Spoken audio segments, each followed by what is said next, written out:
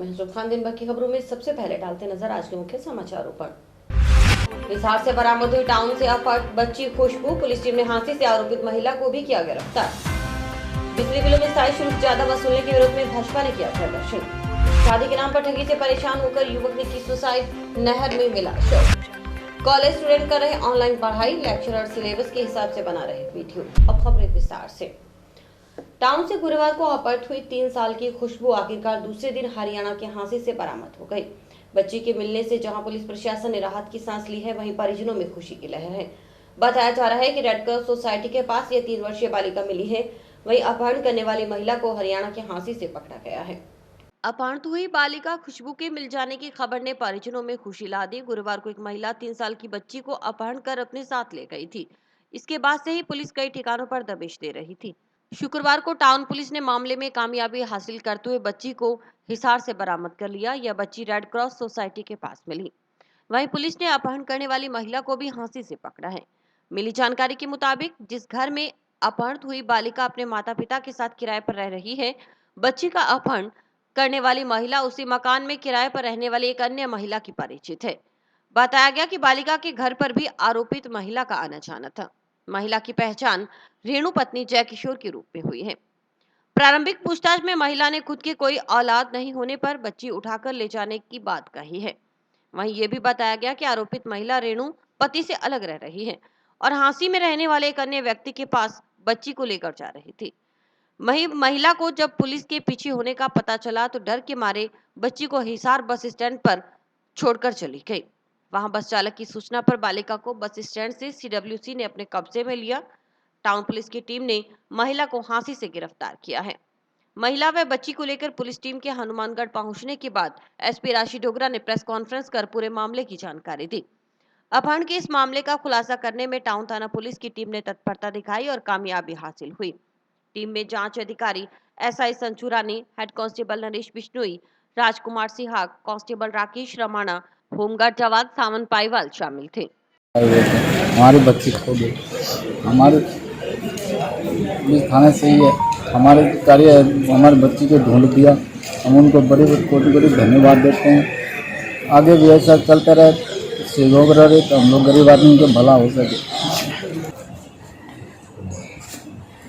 कल 12 बजे Hanumangarh town police थाने को दूरभाष से सूचना मिली कि एक 3 वर्षीय बच्ची खुशबू का अपहरण कर लिया गया है किसी महिला द्वारा।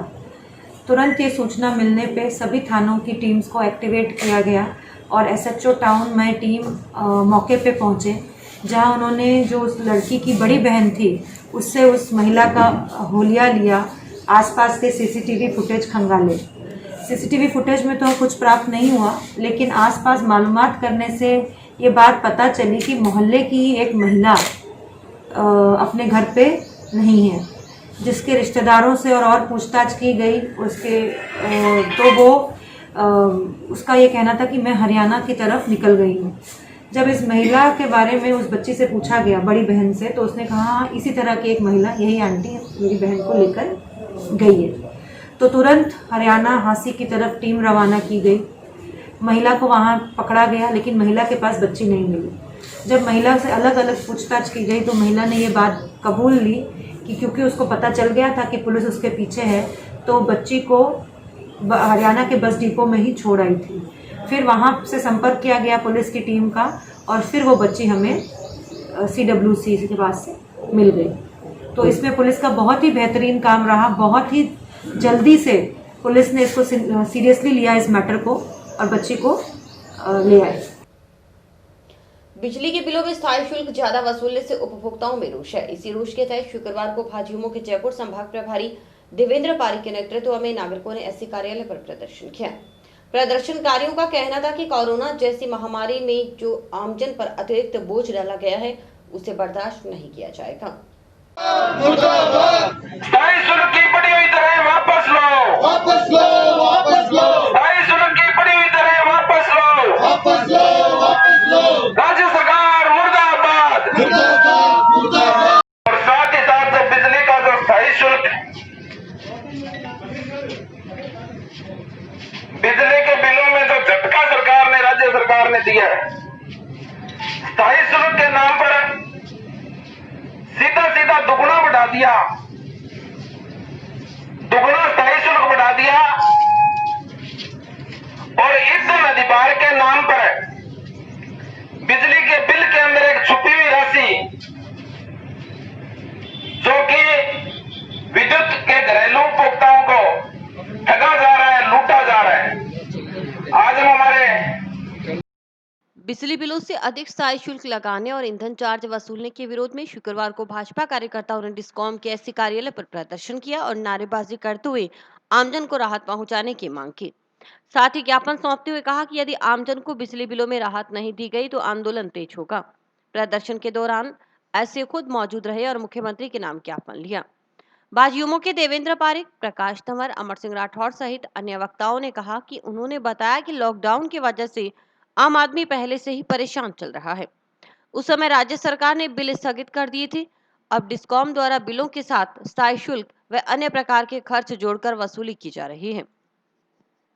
तुगलकी फरमान जारी करके स्थायी शुल्क जिसको दोगुना बढ़ा दिया है, ईंधन अधिभार के नाम पर छुपा हुआ टैक्स इस कोरोना जैसी महामारी के संकट के समय जनता पर जो भार डाला है वो अपने आप में तानाशाही है। और सरकार आज मुख्यमंत्री और उप मुख्यमंत्री की लड़ाई होटल से सरकार चला रहे हैं, ये दुर्भाग्यपूर्ण है, जनता के विश्वास को तोड़ा है। हम सरकार से आग्रह करते हैं, मुख्यमंत्री जी के नाम आज एससी साहब को ज्ञापन दिया है कि इस तुगलकी फरमान को जो स्थायी शुल्क के नाम पर आपने दोगुना बढ़ाया उसको वापस ले। हम सरकार की अन्यथा आंदोलन करेंगे, बड़ी संघर्ष समिति बनाएंगे और इस फैसले को सरकार को वापस लेना पड़ेगा, नहीं तो हम सरकार की ईंट से ईंट बजा देंगे। कृषि विश्वविद्यालय बीकानेर में सीनियर रिसर्च फेलो की नियुक्तियों में हुई गड़बड़ियों की जांच करवाने की मांग को लेकर राष्ट्रीय लोकतांत्रिक पार्टी के कार्यकर्ताओं ने कलेक्टर को मुख्यमंत्री के नाम ज्ञापन सौंपा। इस दौरान पार्टी के कार्यकर्ताओं ने कहा कि नियुक्तियों में साजिश की बू आ रही है, जिसे सहन नहीं किया जाएगा। इसमें जो आला अधिकारी हैं उन्होंने अपने सगे संबंधियों को ही लाभ पहुंचाया है। यही नहीं, नियुक्तियों को लेकर तय की गई योग्यताओं को आला अधिकारियों ने बदल दिया, जो नियम विरुद्ध है। आज हनुमानगढ़ जिला कलेक्टर महोदय के माध्यम से जो बीकानेर कृषि विश्वविद्यालय, स्वामी केशवन राजस्थान कृषि विश्वविद्यालय के अंदर सीनियर रिसर्च फेलो की नियुक्तियों के अंदर जो अनियमितताएं हुई हैं, जिसमें एक बड़े षड्यंत्र की बू आ रही है, एक बड़े घोटाले की बू आ रही है। हमें ऐसा प्रतीत हुआ है कि जो बड़े आला अधिकारी हैं उन्होंने अपने सगे संबंधियों को लाभ पहुंचाने की नीयत से सीनियर रिसर्च फेलो जिनकी योग्यता संबंधी मुख्य सचिव कृषि मंत्रालय जारी करता है, उसके अंदर जो 2017-18 के अंदर जो जारी हुई थी उसके अंदर बदलाव करते हुए कृषि विश्वविद्यालय के कुछ आला अधिकारियों ने अपने स्तर पर जिस तरह योग्यता के अंदर बदलाव कर दिया है वो सरासर नियम विरुद्ध है। हम जिला कलेक्टर महोदय के माध्यम से आज मांग की आप अपने स्तर पर जांच करवाकर इस घोटाले को उजागर करने का प्रयास करें, ताकि जो भी दोषी हो उसके ऊपर उचित से उचित कार्रवाई की जाए। टाउन क्षेत्र के गांव सहजीपुरा में शादी के नाम पर ठगी और रुपए ऐंठने की ब्लैकमेलिंग से परेशान होकर एक युवक ने इंदिरा गांधी नहर में छलांग लगाकर आत्महत्या कर ली। पुलिस ने इस संबंध में मृतक के चाचा की रिपोर्ट पर आत्महत्या दुष्प्रेरणा का मामला दर्ज किया है। मृतक का शव नहर से मिलने पर पोस्टमार्टम कर परिजनों को सौंप दिया गया। शादी के नाम पर ठगी और रुपए ऐंठने की ब्लैकमेलिंग से परेशान होकर एक युवक ने इंदिरा गांधी नहर में छलांग लगाकर आत्महत्या कर ली। पुलिस को उसकी बाइक और चप्पल नहर किनारे मिले। इसके आधार पर पुलिस ने परिजनों से पता करवाया तो युवक की पहचान हो सकी।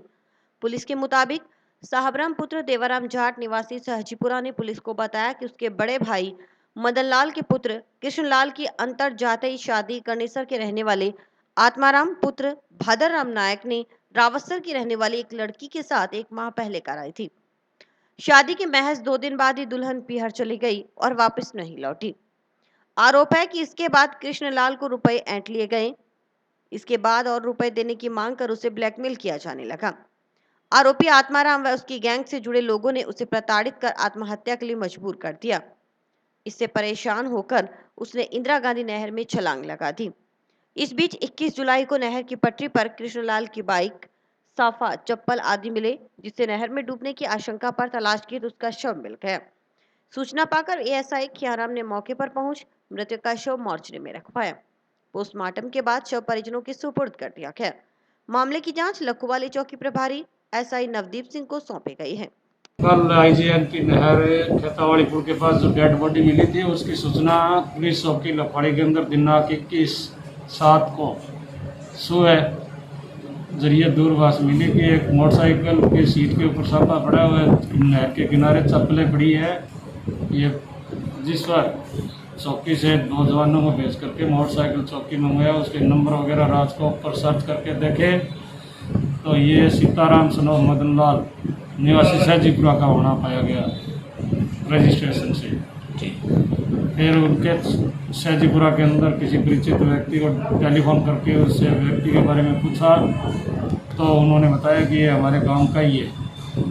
फिर उन्होंने सहजीपुरा के व्यक्ति ने उनके घर जा कर के ये बात बताई तो उन्होंने कहा कि भाई हमारा लड़का कृष्ण है, वो लेके गया हुआ था मोटरसाइकिल। फिर उसके बाद में वहाँ नहर के मौका पर 50 की आरटी पर ये उनके परिजन आए और बाद में उन्होंने तलाश शुरू कर दी आईजीएनपी के अंदर। और कल सुबह 23/7 को खेतावाड़ी के पास आईजीएनपी पुल के पास उसकी डेड बॉडी मिल गई। जो डेड बॉडी वहाँ से साधन में प्राइवेट साधन में डलवा करके टाउन हॉस्पिटल मोर्चरी रूम लाए और वहाँ से पोस्टमार्टम करवा के परिजनों को सौंप दिया। और परिजनों ने उसके चाचा सुरजाराम ने थाने में रिपोर्ट दी जिस पर मुकदमा दर्ज किया गया है और जिसकी जांच है वो नवदीप सिंह जी लखवाड़ी चौकी इंचार्ज कर रहे हैं। खेतों में फसलों को पशुओं से बचाने के लिए लगाई जाने वाली झटका मशीनों को लेकर एसडीएम हनुमानगढ़ की ओर से दिए गए आदेश का राष्ट्रीय लोकतांत्रिक पार्टी ने विरोध किया है। शुक्रवार को पार्टी के कार्यकर्ताओं ने कलेक्ट्रेट पर प्रदर्शन कर इस आदेश को वापस लेने की मांग की और साथ ही 5 दिन में आदेश वापस नहीं लेने पर आंदोलन की चेतावनी दी है। खेतों में झटका मशीन लगाने वाले किसानों की जांच करवाकर उन पर आपराधिक मुकदमा दर्ज करवाने के एसडीएम के आदेश का राष्ट्रीय लोकतांत्रिक पार्टी ने विरोध किया है। इस संबंध में पार्टी से जुड़े कार्यकर्ताओं ने शुक्रवार को कलेक्ट्रेट पर प्रदर्शन कर इस आदेश को किसान विरोधी बताया और कहा कि 5 दिन में यदि इस आदेश को वापस नहीं लिया गया तो किसान उग्र आंदोलन करेंगे। पार्टी से जुड़े कार्यकर्ताओं का कहना था कि एसडीएम ने बिना वस्तु स्थिति जाने ये आदेश दे दिए जिसे वे सहन नहीं करेंगे। किसानों पर अत्याचार बंद करो, बंद करो, बंद करो। तुगलकी फरमान वापस लो, वापस लो, वापस लो। हनुमानगढ़ एसडीएम तुगलकी फरमान वापस लो, वापस लो, वापस लो। किसानों पर कार्रवाई नहीं सहेंगे, नहीं सहेंगे, नहीं सहेंगे। किसानों पर कार्रवाई नहीं सहेंगे, नहीं सहेंगे, नहीं सहेंगे। हनुमानगढ़ प्रशासन होश में आओ, होश में आओ, होश में आओ। हनुमानगढ़ प्रशासन होश में आओ, होश में आओ, होश में आओ। आज हनुमानगढ़ जिला कलेक्टर मुख्यालय पर जो हनुमानगढ़ के एसडीएम महोदय ने 10 तारीख को जो एक किसान विरोधी निर्णय दिया है उसके अंदर पूरे किसान समाज के अंदर रोष है। जिस तरह हनुमानगढ़ एसडीएम ने एसी कमरों के अंदर बैठकर बिना वस्तु स्थिति का बोध होते हुए जो आदेश जारी किया है, झटका मशीनों को पटवारियों को निर्देश देकर झटका मशीनों की जांच करके जहाँ जब अपने पटवार सर्कल में झटका मशीनें लगे उन किसानों की रिपोर्ट मंगवाकर उन पर कार्रवाई करने का आपराधिक मुकदमा दर्ज करने का आदेश जारी किया है। ये कतई निंदनीय है। किसान को अपराधी घोषित कर रहे हैं। जिस तरह ये किसान को एक अपराधी घोषित करके अत्याचार किसान पर कर रहे हैं उसके अंदर राष्ट्रीय लोकतांत्रिक पार्टी इसको कतई सहन नहीं करेगी। हमने 5 दिन की चेतावनी देकर आदेश को वापस लेने की मांग की है। साथ ही हमने ये भी कहा है कि किसान ही वो वर्ग है जो सबसे ज़्यादा पशु प्रेमी माना जाता है। आज आवारा पशु जो आज सड़कों पर घूम रहे हैं उनकी कोई प्रशासन सुध नहीं ले रहा है, बल्कि बजाय इसके किसान ही है जो खेतों के अंदर जो आवारा पशु आते हैं, जो फार्म कोल्ला फार्म के अंदर रहते हैं, उनकी सेवा के अंदर अगर कहीं सबसे ज़्यादा अगर आगे आता है तो किसान वर्ग है। और उसके ऊपर आज इस तरह के आपराधिक मुकदमे दर्ज करने के जो बयान एसडीएम ने जारी किए हैं हम उसका पुरजोर विरोध करते हैं। रोडवेज की बसों में यात्रा करने वाले यात्रियों को किसी तरह की दिक्कत नहीं आए, इसके लिए रोडवेज ने प्रशासन ने बसों के रखरखाव के लिए ABCD यानी बस केयर डे योजना लागू की है। इस योजना के तहत प्रत्येक बस की मरम्मत की जाएगी। इसमें लाइटिंग, सीटें, बस का कलर आदि कार्य करवाए जाएंगे। कई बार रास्ते में चलते हुए रोडवेज बसें खराब होकर रुक जाती हैं, तो कई बार बसों में सफाई को लेकर भी यात्रियों की शिकायतें मिलती रहती हैं। लेकिन अब इन सभी परेशानियों से यात्रियों को निजात मिलने वाली है। दरअसल रोडवेज प्रशासन ने बसों के रखरखाव के लिए ABCD यानी बस केयर डे योजना लागू कर दी है। अधिकारियों के मुताबिक रोडवेज के बेड़े में कुल 75 बसें हैं, जिनमें से 25 बसें एकदम नई हैं, वहीं 50 बसें पुरानी हैं। इन पुरानी बसों की मरम्मत के लिए रोडवेज के एमडी नवीन जैन ने योजना बनाई है ताकि यात्रियों को सफर करने में किसी तरह की परेशानी नहीं आए। अधिकारियों के मुताबिक अभी तक 6 बसों की मरम्मत की जा चुकी है, बाकी बची बसों की मरम्मत करनी बाकी है। उन्होंने बताया कि प्रत्येक दिन हर बस का मरम्मत कार्य किया जाएगा। रोडवेज प्रशासन की मंशा है कि बस में यात्रा करने वाले यात्रियों को किसी तरह की कोई परेशानी नहीं आए और यात्री भार भी बढ़े। खास बात यह है कि वर्ष 2012 से 2017 तक के मॉडल रोडवेज डिपो में जो बसें मिली हैं उनकी मरम्मत ही की जानी है। ऐसे में रोडवेज तैयारियों में जुटा है। अध्यक्ष एवं प्रबंध निदेशक महोदय श्री नवीन जैन सर के नया एक ABCD प्रोग्राम हमारे चालू किया गया है। इसके अंतर्गत वर्कशॉप में सारा जो गाड़ियों का रखरखाव है, मेंटेनेंस है, सारा करना है। ABCD का इसमें फुल फॉर्म ये है अपनी बस केयर डेज। इसमें मतलब हर गाड़ी को एक टारगेट दिया गया है, हर डिपो को टारगेट दिया गया है। इसके अकॉर्डिंग पेंटिंग, डेंटिंग या कोई कलर या सीटें कवर करना, पोस्टर वगैरह लगाना का, वो सारा कार्य इसमें देखा जाएगा। हनुमानगढ़ डिपो में भी लगभग 75 गाड़ी हैं, उसमें से 25 गाड़ियाँ नहीं हैं, मतलब 50 गाड़ियों का लगभग टारगेट दिया गया है। और इस महीने जैसे हमारे को 6-7 गाड़ी हमने कर ली है। सारा ABCD कार्यक्रम होता है जिसमें हमने लाइटें ठीक करवाई हैं, जो फटी हुई सीटें थी उनको करा है, कलर करवाया है, डेंटिंग करवाई है। उसके बाद हमने 5-6 गाड़ियाँ कर ली है और जैसे टारगेट अगर 10 का दे रहा है तो हम इस महीने के एंड तक कर लेंगे और बाकी हर महीने का टारगेट के हिसाब से हम इसको करने की पूरी कोशिश कर रहे हैं। ये अच्छा स्टेप है हमारे MD साहब का, जिससे जनता और जागरूक होगी और अच्छा कार्य होगा। शहर में बारिश के दौरान किसी भी तरह की समस्या होने पर उसका तत्परता से निराकरण हो सके, इसी उद्देश्य के साथ सभापति गणेशराज बंसल ने एक आदेश जारी करते हुए नगर परिषद की सभी कर्मचारी, तकनीकी से लेकर सफाई कर्मचारी को अपने मोबाइल पर अलर्ट रहने और मोबाइल स्विच ऑफ नहीं करने के आदेश जारी किए हैं। सभापति का कहना था कि बारिश का दौर चल रहा है, किसी भी समय शहर में कोई भी परेशानी बारिश के दौरान और बाद में हो सकती है। आमजन को असुविधा न हो, ऐसे में इस समस्या का समाधान तत्परता से हो सके, इसके लिए नगर परिषद के कर्मचारियों को किसी भी समय अपनी ड्यूटी देनी होगी। इसीलिए मोबाइल स्विच ऑफ नहीं करने के आदेश दिए गए हैं। वर्तमान में बारिश का मौसम चल रहा है, किसी भी समय बारिश की वजह से शहर में किसी प्रकार की आपदा आ सकती है। इस कारण से सभी नगर परिषद के अधिकारी, तकनीकी अधिकारी एवं स्वच्छता निरीक्षक, मुख्य स्वच्छता निरीक्षक एवं सफाई कर्मचारियों को यह निर्देशित किया जा रहा है कि वो अपना मोबाइल का स्विच ऑफ नहीं करें, ताकि उन्हें किसी भी समय बुलाकर आपदा से निपटा जा सके। इस हेतु आदेश जारी किए जा रहे हैं कि कोई भी अगर स्विच ऑफ रखेगा तो उसके खिलाफ विभागीय कार्रवाई की जाएगी। मानसून की व्यवस्था के कारण शहर में नालों की सफाई JCBओं से की जा रही है, स्वच्छता सैनिकों से भी सफाई करवाई जा रही है। इसके अलावा जहाँ जहाँ खुले प्लाटों पर पानी रुकता है उसके लिए शीघ्र ही मौसमी बीमारियाँ नहीं फैलें, मच्छर नहीं हो, जो भूखंडधारी हैं उन्हें एक चेतावनी दी जाएगी या अपने मकानों पर, अपने प्लाटों पर मकान बनाएं, अन्यथा उन्हें DGD की शर्तों की उल्लंघना में निरस्त करने की कार्रवाई की जाएगी। जंक्शन के वार्ड 56 में सीसी सड़क निर्माण कार्य का उद्घाटन सभापति गणेशराज बंसल ने किया। 20 लाख की लागत से बनने वाली इस सीसी सड़क के निर्माण के साथ 5 लाख की लागत से नालियों का निर्माण भी करवाया जाएगा। सीसी सड़क के निर्माण कार्य की शुरुआत करवाते हुए वार्ड के विकास का वादा किया गया। इस मौके पर सभापति के अलावा उप सभापति अनिल खिच्चड़, पार्षद सुमित रेणवा, पार्षद विकास रानगेरा सहित अन्य पार्षद भी मौजूद रहे।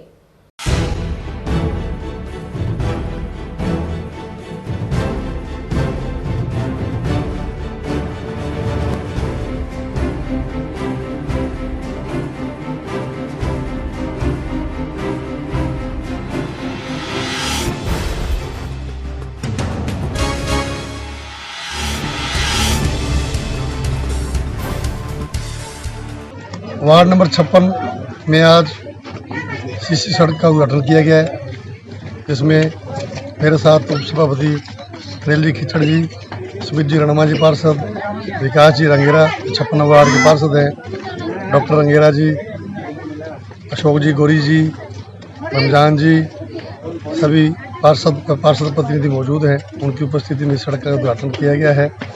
ये सड़क 20 लाख रुपए की सीसी सड़क निर्माण की जाएगी। 5 लाख रुपए की इसमें नाली निर्माण किया जाएगा, जो वार्ड के विकास का रूप लेगी। शहर की सड़कें अपने हाल पर आंसू बहा रही हैं और आमजन की सुनवाई कोई नहीं कर रहा।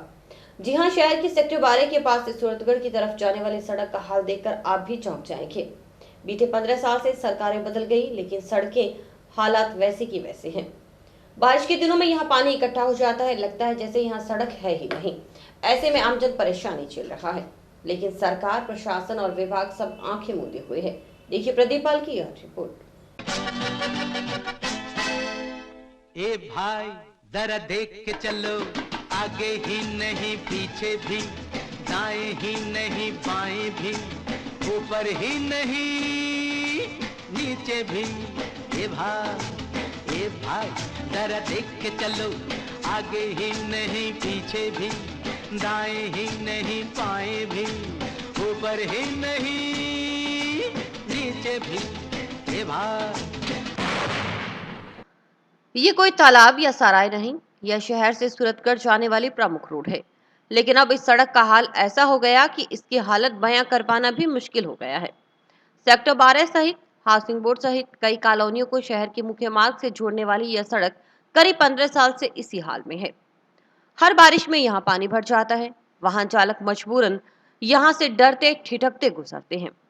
कुछ दिन परेशानी झेलते हैं, फिर पानी तो सूख जाता है, लेकिन गड्ढे गहरा जाते हैं। आमजन करे भी तो क्या करें, क्योंकि यह मुख्य मार्ग होने के कारण उन्हें यहाँ से जाना ही पड़ता है।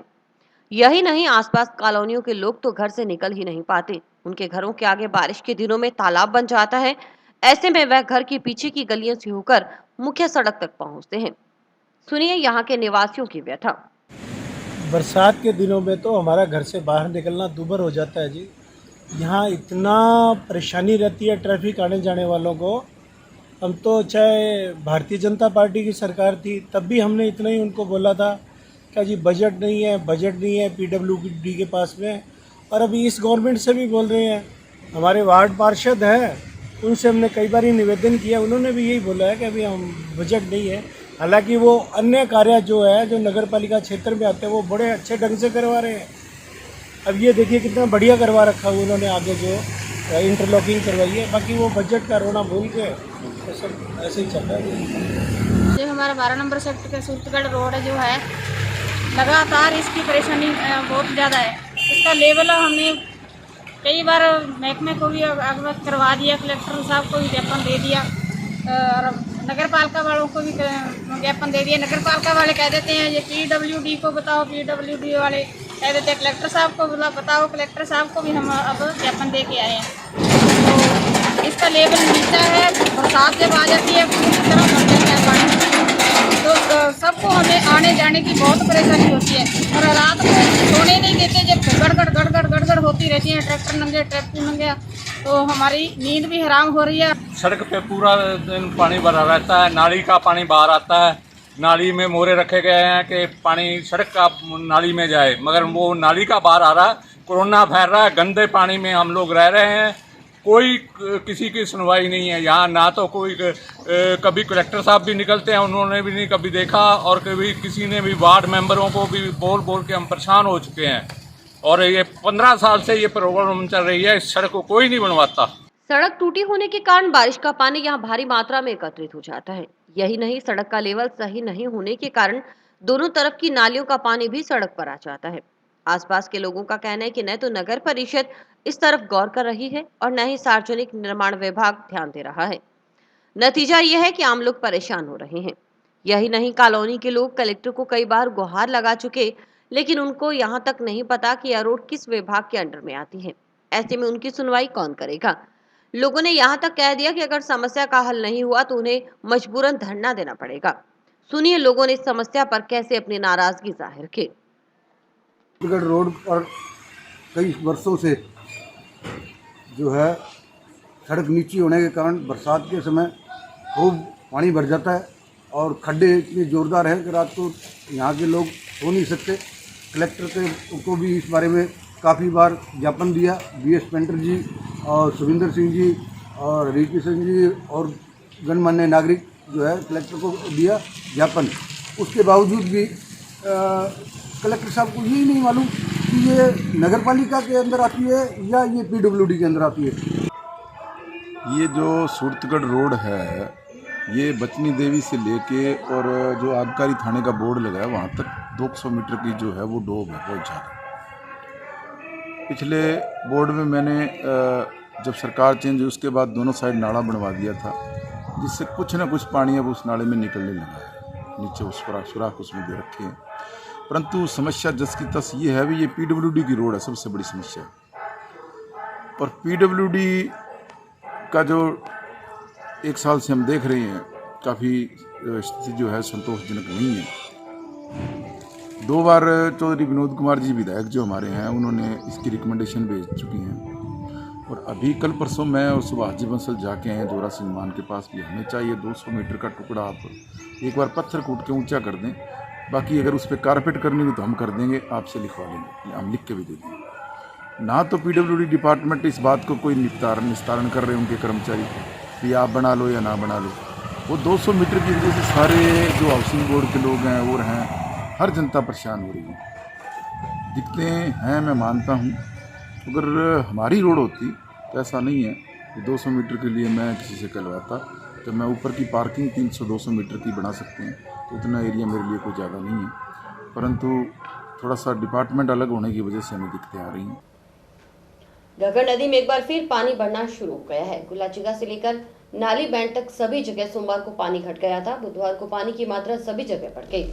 जल संसाधन विभाग के अधिकारियों के अनुसार बुधवार शाम को गुलाचिका हेड पर 3080 क्यूसेक पानी प्रवाहित हो रहा था। सोमवार को यहां पानी घटकर 1540 क्यूसेक हो गया था।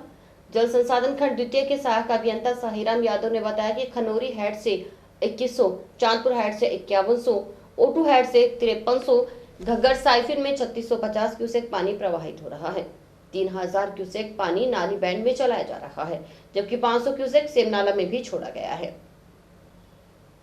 कोरोना काल के चलते स्कूल और कॉलेज खुलने पर अभी तक कोई निर्णय नहीं आया है। ऐसे में जहां स्कूलों के बच्चों को ऑनलाइन पढ़ाई करवाई जा रही है, वहीं टाउन के सरकारी एनएम कॉलेज स्टूडेंट्स के लिए भी सरकार कॉलेज प्रशासन सिलेबस और कक्षा के हिसाब से ऑनलाइन वीडियो यूट्यूब पर अपलोड करवा रहा है, ताकि विद्यार्थी पढ़ाई से दूर नहीं हो। देखिए यह रिपोर्ट। तो वह बजट बहुत ही एक सही ढंग से, अच्छे ढंग से, एक जरूरत के अनुसार वह बजट बना सकता है, क्योंकि बजट बनाने के लिए जितने भी कार्मिक हैं उनकी सीमाएं तय की जाती है कि इस कर्मचारी अधिकारी के ये राइट्स है और यह इसकी ड्यूटी है या उत्तरदायित्व है। तो उन दोनों में एक संतुलन, एक सामंजस्य होना चाहिए सबको। क्लासरूम में कोई नहीं, लेकिन यह शिक्षक कैमरे के सामने पढ़ाई करवा रहा है। दरअसल कोरोना काल में कॉलेज स्टूडेंट्स की पढ़ाई से दूरी नहीं बनी, इसलिए अब कॉलेज के लेक्चरर और विषय विशेषज्ञ स्टूडेंट्स के लिए हर रोज इसी तरह वीडियो बनाकर उनकी पढ़ाई में मदद करने में जुटे हैं। कॉलेज आयुक्तालय के निर्देश पर टाउन एनएम लॉ कॉलेज में प्रत्येक कक्षा का मेंटोर बना दिया गया है, जिससे उस क्लास के सभी विषयों के विषय अध्यापक अपने सब्जेक्ट के हिसाब से वीडियो बना रहे हैं। कॉलेज प्रशासन के मुताबिक क्लास वाइज स्टूडेंट्स के व्हाट्सएप ग्रुप बना दिए गए हैं। उनमें शिक्षकों की ओर से तैयार किए गए वीडियो के लिंक डाल दिए जाते हैं, जहां से उस क्लास का स्टूडेंट उस वीडियो को यूट्यूब पर देख सकता है। यही नहीं, स्टूडेंट को यह वीडियो सिलेबस के हिसाब से देखने को मिल रहे हैं। वहीं स्टूडेंट्स अपनी जिज्ञासा भी उसी प्लेटफॉर्म पर बता सकता है और उसका निराकरण भी किया जा रहा है। इसके अलावा स्टूडेंट्स इस दौर में किसी तरह का कोई तनाव नहीं लें, इसके लिए कॉलेज में आनंदम कार्यक्रम भी शुरू किया गया है। साथ ही खेल और लाइब्रेरी को भी डिजिटल बनाने की प्रक्रिया चल रही है। आप खुद सुनिए क्या बोले प्राचार्य। नेहरू मेमोरियल महाविद्यालय में आयुक्तालय के निर्देशानुसार प्रत्येक क्लास का मेंटोर बना दिया गया। मेंटोर से क्या करेगा? मेंटोर क्या करेगा कि हमारे पास एक यूट्यूब चैनल क्रिएट करेगा प्रत्येक क्लास के लिए। जैसे मान लीजिए बीएससी पार्ट 3rd का मेंटोर मैथमेटिक्स का है, तो उसमें फिजिक्स, केमिस्ट्री और मैथमेटिक्स तीनों उसके अंदर सब्जेक्ट है। 3 टीचर उसके अंदर एक यूट्यूब चैनल क्रिएट करेगा वो मेंटोर। उस यूट्यूब चैनल के ऊपर तीनों सिलेबस के अकॉर्डिंग उसमें क्या करेंगे कि सिलेबस के अकॉर्डिंग जो सिलेबस है फर्स्ट यूनिट से लेकर के 20 मिनट का एक वीडियो बनाएगा प्रत्येक टीचर, केमिस्ट्री वाला भी, फिजिक्स वाला भी और मैथमेटिक्स वाला भी। वो सिलेबस के अकॉर्डिंग उसके ऊपर अपलोड करेगा और वो एक बच्चों का एक व्हाट्सएप ग्रुप बनाया जाएगा प्रत्येक का।